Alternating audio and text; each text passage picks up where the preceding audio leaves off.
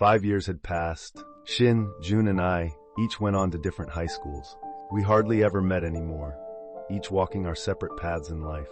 Of course, I couldn't forget the middle-aged woman incident, but the fear had faded significantly. During the winter break of my first year of high school, I got a call from Jun, someone I hadn't heard from in a while. "Hey, long time no see." After a brief catch-up, Jun said, "Actually, I got into a motorcycle accident. Broke my leg and pelvis, so I'm in the hospital." Me, what? That sucks. Which hospital are you at? Lonely and want me to visit, huh? Well, there's that. But do you remember the middle-aged woman? Not the incident, but her face. Do you remember it? Why? What's up all of a sudden? Jun, every night, after visiting hours, some weird old lady comes to peek at me, smirking. Hearing Jun's words, I vividly remembered the middle-aged woman's face. The gritted teeth face from the night we first met, the lewd smirk when we encountered her after school, the crazy screaming face at my front door. It was a trauma I had tried to forget, but never could. I responded to Jun, "What are you talking about? Forget about it already. You really are a scaredy cat, huh?" Trying to convince myself as well. Jun replied, "Yeah, you're right. It's just that I get unusually timid in situations like this." Me, "You haven't changed a bit." Trying to sound nonchalant, even though I hadn't grown much since that day either. Then, after asking which hospital he was in, "I'll bring you some adult magazines soon," I said and hung up the phone. The moment I did, I felt an inexplicable sense of unease. The middle-aged woman. Jun's words started to weigh heavily on my mind. After hanging up, I pondered for a while. It couldn't be that the middle-aged woman would appear now, could it? She was supposed to have been arrested. Or was she released? And thinking about it, we three hadn't done anything to the middle-aged woman. We just happened to witness her curse ritual, yet the price we paid was too great. We encountered her by chance in the mountain at night and were attacked out of nowhere. We didn't take anything from the middle-aged woman, let alone hurt her. The middle-aged woman took Happy and Touch from us, destroyed our secret base, and above all, planted fear in us three. It seemed unlikely that the middle-aged woman, despite her obsession, would still be involved with us. Thinking about it, if anyone, she should be directing her resentment towards the girl in the photo.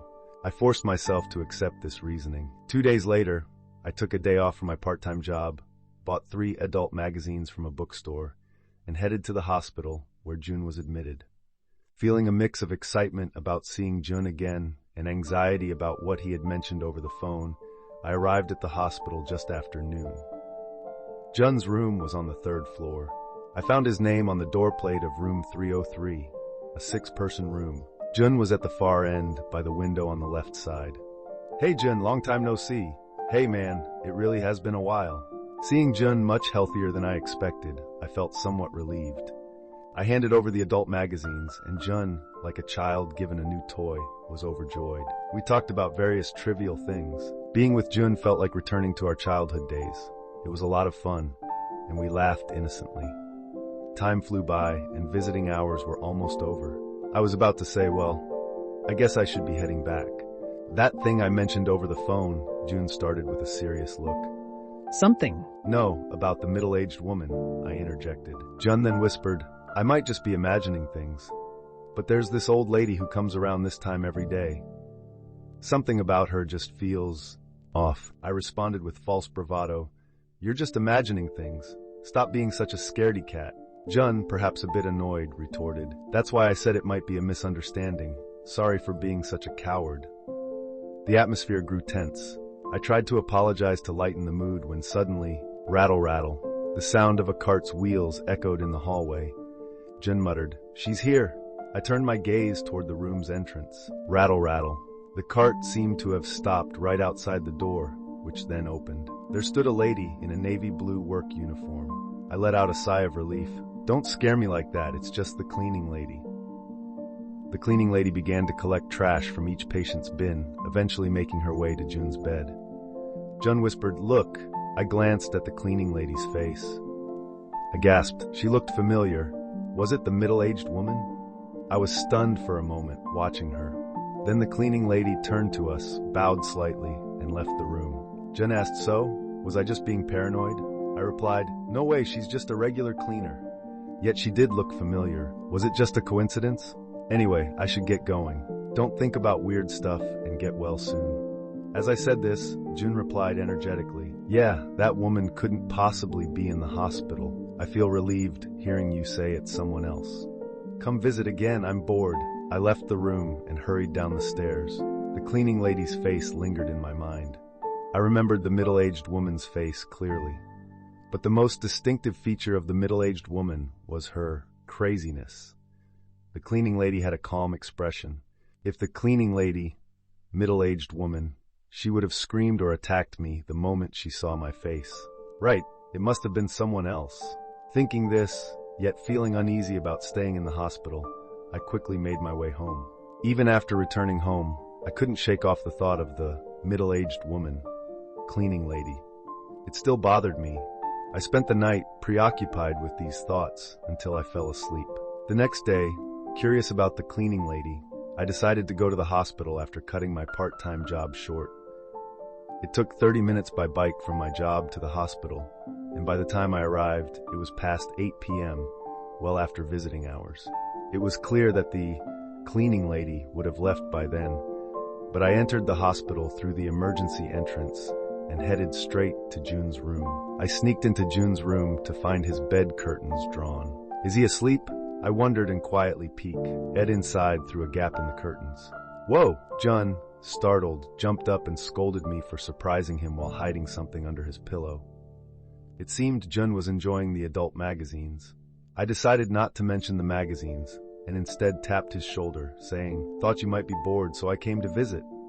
Jun looked a bit embarrassed and suggested, "Hey, why don't we go to the lobby for a tea or something? It's boring around this time." I fetched a wheelchair, helped Jun into it, and we set off for the lobby. Jun whispered, "We have to be careful not to get caught by the nurses on the way to the lobby on the first floor." We sneaked down like thieves, hiding from nurses, and finally reaching the darkened lobby, illuminated only by vending machines and emergency lights. Jun commented, "Sneaking around in the dark with you reminds me of that night." I replied, "Yeah, why did we even follow her that time?" Jun fell silent. I wanted to tell Jun why I came to the hospital today, about the cleaning lady, but hesitated. Jun would be hospitalized here for nearly a month, and I wondered if it was right to bring up such a topic. Maybe it would cause him unexplainable hives like before. Then Jun asked, "You came because of that lady, didn't you?"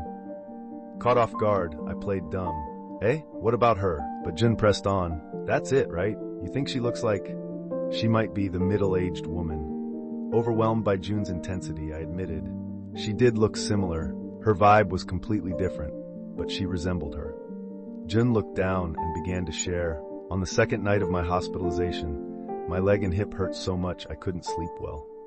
Unable to turn over and with the lights out, I tried to force myself to sleep. Just as I was drifting off, I felt someone's gaze. I thought it was a nurse making rounds and ignored it, but then I heard breathing. Ha! Ha! I wondered if it was the snoring of the patient next to me and opened my eyes slightly. Then I saw the gap in my bed curtain was slightly open and someone was peeking at me. That gaze was clearly smirking at me. I was so scared I pretended to be asleep. Eventually I must have fallen asleep because the next thing I knew, it was morning. Later I realized that smirking gaze. It reminded me of someone. That's right, it was just like the cleaning lady's eyes. That smirking gaze, I knew that gaze. I had been stared down with that same smirking gaze by the middle-aged woman. Jun continued, "Plus, that cleaning lady, when she comes to collect the trash, she always seems to be looking at me. When I look at her, she's staring with a half smirk."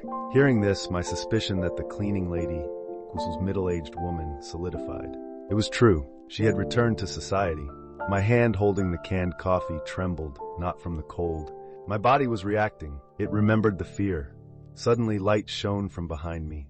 "Hey!" I turned around to see a nurse standing there, on rounds. "Jun-kun, I thought you were missing, but here you are. You know you're not supposed to wander around after lights out, right? And you, visiting hours are long past." She was quite angry. Jun said, Yeah. So come visit me again soon, okay? I get bored." As the nurse wheeled him back to his room, I said, "Take care, okay?"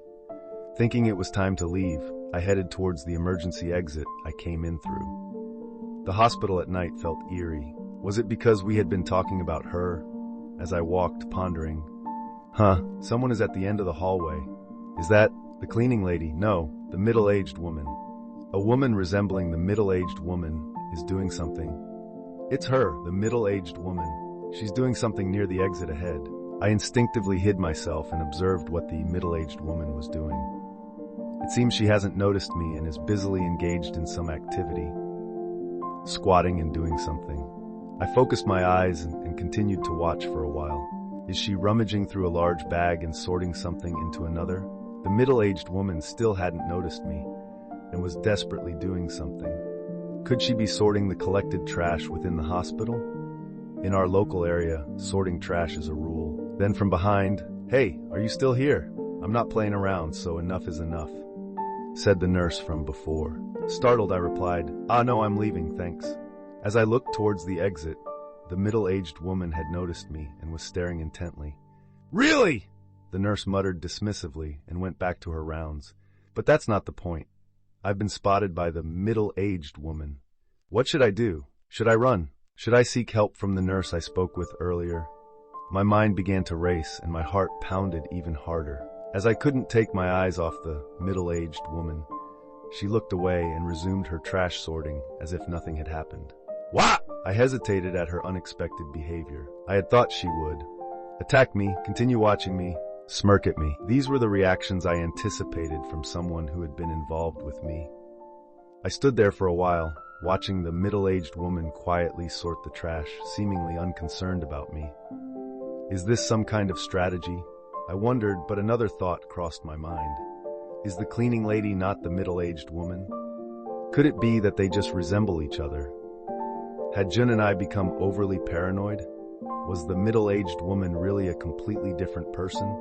Even as I pondered this, she continued her work silently. I decided to act and started walking towards the exit close to her. As I approached, she showed no sign of noticing me. However, I kept my eyes on her as I walked. In no time, I reached behind her without any incident. She was diligently sorting the trash, wearing rubber gloves, and dividing it into burnable, non-burnable, and PET bottles. Seeing her work, I thought, maybe she really is a different person. When suddenly, she turned to me and said, "You've grown up, haven't you?" My mind went blank. Have you grown up? Have you grown up? Does this person know my past? Who is she? Is she the middle-aged woman? Is she really the middle-aged woman? She stopped her work, removed her rubber gloves, and approached me. Her expression was smiling. What expression should I wear? Surely I must have looked utterly terrified. She came right up to me and asked, "You've become quite the young man. How old are you now in high school?" I didn't understand the meaning of her words. What does she mean? Is she mocking me? Is she enjoying my fear-stricken appearance? What does she want? Is she enjoying my reactions? As I remained silent, she continued, "Your friends have grown up too, eh? Poor Junkun breaking his bones. You need to be careful, big brother." I was utterly confused. Had she forgotten what she did to us years ago, instilling trauma of fear in us as the perpetrator? Her smile persisted as she added, "There was another one. The darker-skinned boy, right? It's Shin she's talking about. What is this woman's deal? As if we're old friends reuniting after a long time. This isn't normal. Is it deliberate? Does she have some ulterior motive for acting this way?" I kept my eyes on the middle-aged woman, paying close attention to her movements. Does she understand what she's saying? "I'm sorry about that time. Can you forgive me?" she said, approaching me. I couldn't find the words to respond and simply stepped back slightly. If only I should have apologized sooner. I couldn't believe my ears. Was she sincerely apologizing, or was she plotting something? Finally, the middle-aged woman came close enough to reach out and touch me. I had intended to apologize properly to all three of you. "Really," she said, coming even closer. Now she was close enough that her breath could be felt. Unlike that time, I was taller by about 20 centimeters and of course physically superior. I thought, if the middle-aged woman touched me even with one finger, I would knock her down. She looked up at me, directly into my eyes, but I couldn't sense any resentment, hatred, or anger in them. She just looked straight into my eyes. I was out of my mind back then, did some terrible things. The middle-aged woman continued to apologize. I couldn't stand the tension anymore and finally ran off, leaving the place behind. While running, I thought, what if she chases after me? But when I looked back, there was no sign of the middle-aged woman. Somewhat anticlimactically, I stopped and pondered. Was her apology genuine? I couldn't trust the middle-aged woman. I could only doubt. Well, it's natural given that incident. I jogged back to the area near where I had seen her. There once again was the middle-aged woman, donning rubber gloves, diligently sorting a large amount of trash. Had she truly reformed? Watching her work so desperately, she didn't seem like the middle-aged woman of the past. For the time being, I went home. Lying on my bed, I pondered alone. Can a person really change that much? The person who once killed Happy in Touch with a demonic expression, who drove me Shin and Jun to the brink, and even attempted arson. Can she really utter words of atonement from the heart? Or perhaps was it that incident that changed me? Have I become a cold person, unable to trust others, always suspicious? Could believing the middle-aged woman's apology free me from the mental shackles of that incident? I should meet the middle-aged woman again and talk to her directly. I resolved to meet the middle-aged woman again, this time not running away, and went to sleep. The next day, I took a day off from my part-time job and went to the hospital. First, I entered Jun's room and explained what happened the previous day. Then I told him I intended to meet and talk directly with the middle-aged woman. Initially, Jun opposed my idea, insisting the middle-aged woman hadn't changed. But when I said, "Are we going to live in fear of the middle-aged woman and carry this trauma for the rest of our lives?" he agreed. "If you're going to meet and talk to the middle-aged woman, I'll join you." After a moment of silence, as the time for visiting hours to end approached, rattle, rattle, the sound of a trash cart echoed from down the hallway. "She's coming," Jun muttered softly. I swallowed hard and looked toward the room's door. Rattle, rattle. The cart stopped in front of the room, and the door opened.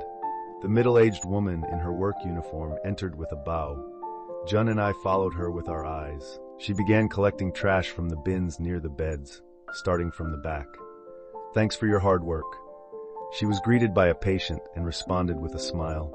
Hard to believe she was the same middle-aged woman from before. Then the middle-aged woman finally reached Jun's bed to collect the trash.